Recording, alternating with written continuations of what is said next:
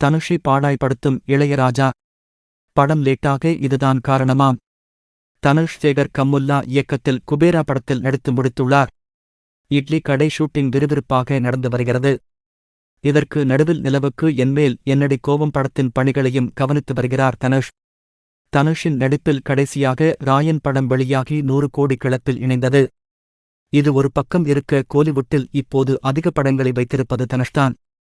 அடுத்ததாக அவர் இந்தியில் ஒரு படம், ஹாலிவுட்டில் ஒரு படம், லப்பர் பந்து இயக்குனருடன் ஒரு படம், அமரன் இயக்குனருடன் ஒரு படம், போர்தொழில் இயக்குனருடன் ஒரு படம், இளையராஜாவின் பயோபிக், இட்லி கடை என பல படங்களை வைத்திருக்கிறார். இவற்றில் இட்லி கடை படத்தை அவரே இயக்கி நடிக்கவும் செய்கிறார். இந்த நிலையில் கைவசம் இத்தனை படங்கள் வைத்திருந்தாலும் கடந்த ஆண்டு அறிவிப்பு வெளியாகி இதுவரை ஷூட்டிங் கூட துவங்கப்படாமல் இருக்கிறது இளையராஜா பயோபிக். தமிழ் சினிமாவின் இசையை மாற்றி அமைத்த லெஜண்ட் இளையராஜாவின் வாழ்க்கை வரலாற்றில் தனுஷ் இளையராஜாவாக நடிக்கிறார். ஆனால் தனுஷால் அது சாத்தியப்படாது என்பது அனைவருக்குமே தெரிந்த ஒன்று. பிசி ஆக்டராக இருக்கும் அவரை ஒருவரிடம் சும்மா என்னுடன் பயணம் செய் என்று சொன்னால் யார்தான் ஒப்புக்கொள்வார்கள்?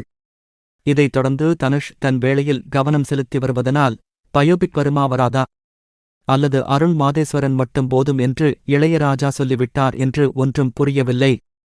மொத்தத்தில் படம் இழுத்தடிக்கப் போவது மட்டும் கன்ஃபார்ம். இதை அவர் மிகவும் மகிழ்ச்சியோடு வெளியிட்டார். ஆனால் அதற்கு பிறகு எந்த வேலையும் ஆரம்பிக்கப்படவில்லை. சூழ்நிலை இப்படியிருக்க இதற்கான காரணம் என்ன என்பதை பற்றிய தகவல்கள் சமீபத்தில் வெளியாகியுள்ளது.